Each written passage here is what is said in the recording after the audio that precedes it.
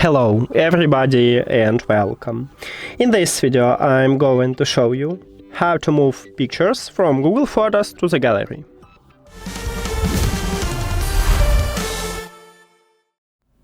And firstly let me open the gallery.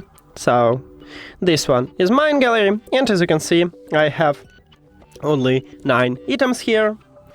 So now let's open Google Photos application. And right here I have a lot of photos. Now select what photo you wanna move to the gallery. So if it's only one, just click at this photo, then click at the 3 dots at the right top and click download. And now, as you can see, we have this photo. If you have multiple photos, just select them. And then you need to, at the bottom, scroll.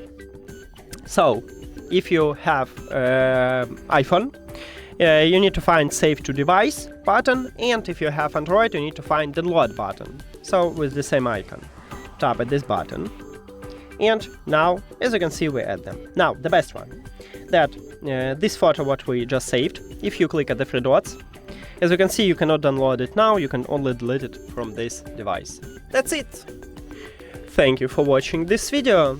If you found it helpful, please consider subscribing to the channel and leave the like on the video. See you later!